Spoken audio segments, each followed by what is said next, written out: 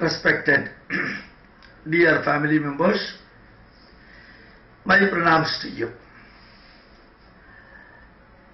In India we have got thousands of literature written by thousands of rishis, and all these literature have got thousands of subjects written during the last many thousands of years. All those literature, we can say they are the foundation literature of Hindu Dharma. For Christians we have got only one book, Bible. For the Muslims also, one book, Quran. For Sikh, Guru Granth Sahib, one book. Dharmabada, for Buddhist, one book. But for Hindu Dharma, we have got 2000 foundation literature, 10,000 commentaries in Sanskrit, nearly 1 lakh sub-commentaries in 22 Indian languages.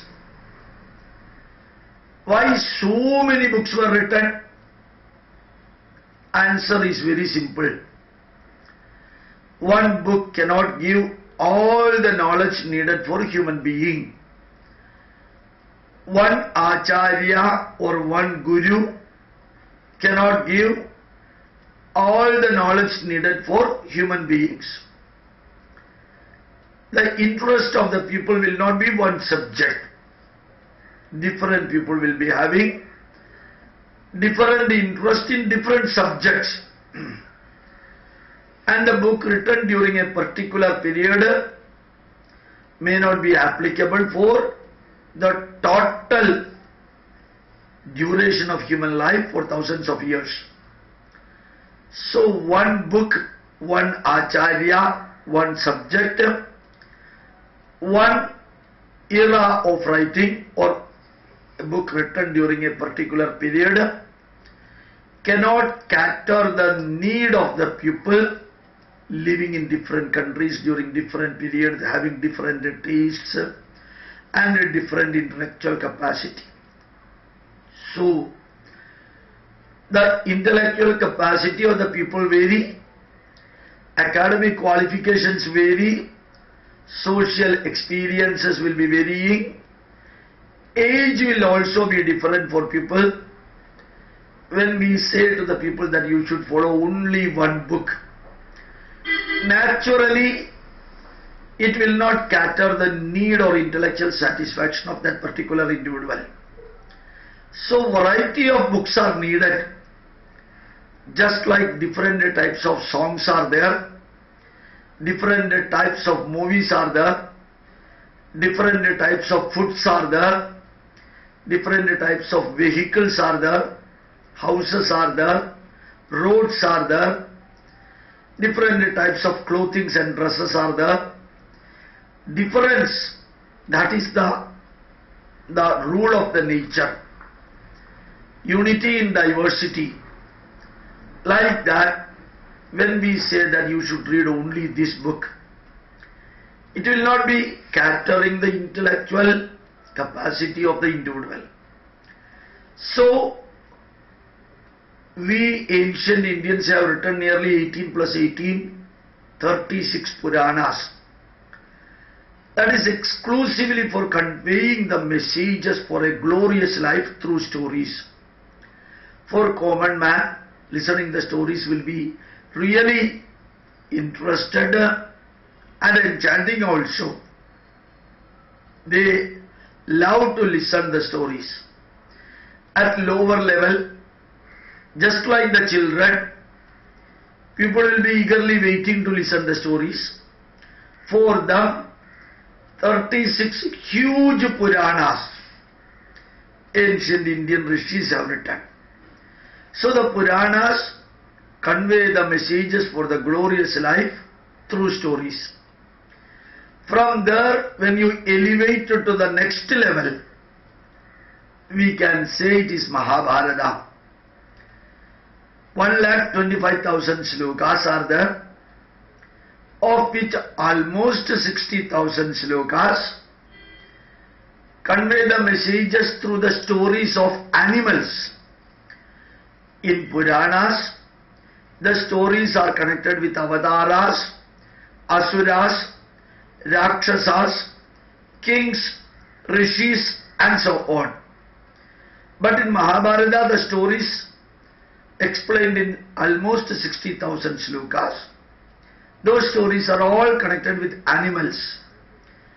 Remaining 65,000 slokas in Mahabharata explain in detail the biography of almost major players in Mahabharata, 20 people.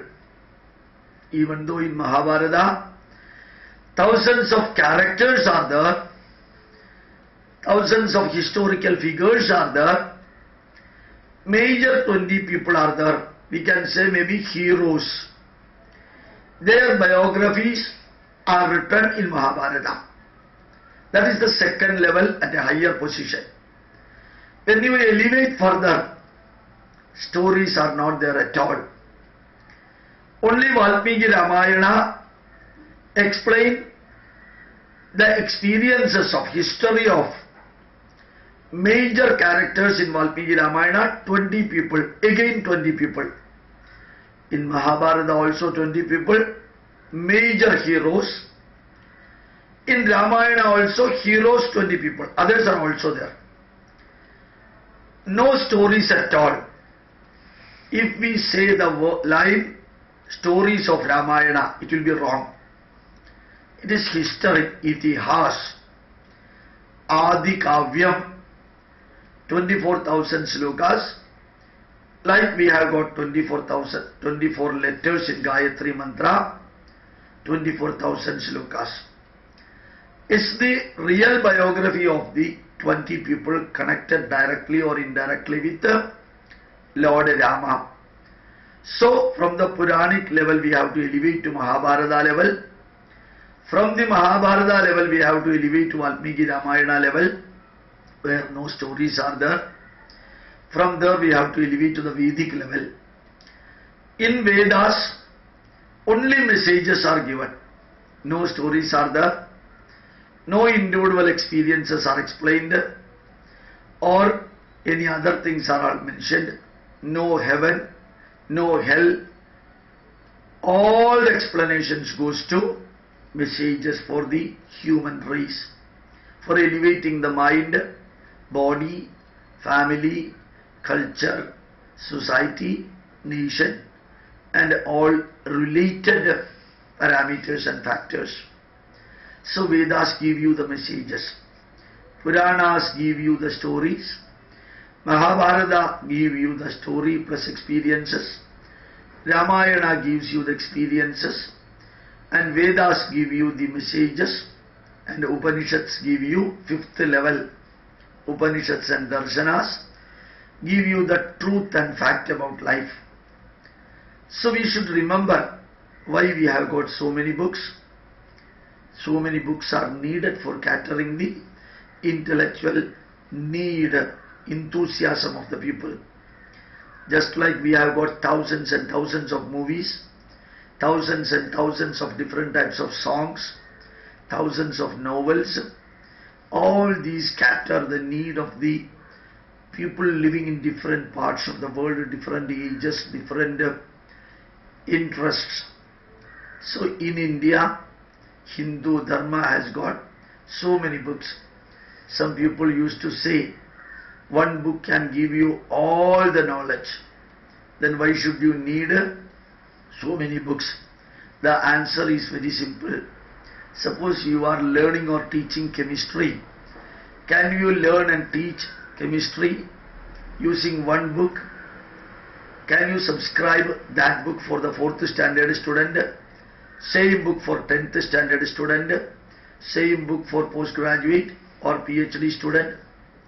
For all the subject, whether it is chemistry, mathematics, physics, biochemistry, biotechnology, economics, IT, information technology, computer science. If we say that only one book is enough, how can it be justifiable? Just like that, when people say one book is enough for the catering the need of all the people, it is a wrong way of interpreting and commenting, since there is no alternative for the Christians. Majority of the American Christians or English people, Canadian people, European, they rejected Bible outrightly because they know it cannot be used as a book which can cater the needs of intellectual people. When the academic qualification, intellectual capacity goes up, the trivial, primitive information given in Bible, that can never cater the enthusiastic approach of the pupil. So all the developed countries, the people outright rejected the Bible. And that we should remember that. Why it is not happening in India? When you are intellectually and academically at lower level, Puranas will be catering your enthusiasm and Ichha Shakti. When you elevate, you go to Mahabharata. Further elevation, you can go to Valmiki Ramayana. Further, you can elevate yourself. You can go to Vedas. Further, to the topmost philosophical and spiritual book, going beyond the level of imagination of human being. The fifth level you can see Upanishads. So whatever may be your position, intellectual position, academic position, accordingly you can select the book, learn it, interpret it, further extrapolate it, interpolate it, learn and teach others. That is why Hindu Dharma is surviving. That is why Indian culture is surviving, even though for the last many years there were nearly 115 civilizations, of which almost all the civilizations got wiped out of the surface of the globe earth. Only Indian civilization and offshoot of Indian civilization, the Chinese civilization, these two are reasonably existing. Indian civilization is fantastically coming back. Even though from 1949 the Chinese civilization got wiped out, still it is coming back. It is a returning resurrection taking place in China on Buddhist principles. So we can see India is surviving, Indian civilizations are surviving, Indian culture is surviving exclusively because it can cater the need of the intellectually variant people. You should also learn, not stick on Puranas alone. Elevate yourself from Purana to Mahabharata to Ramayana to Veda to Upanishads. Thus, our bound duty to learn and teach whatever our forefathers have given to us and hand it over to the next generation. Thank you very much. My pranams to you.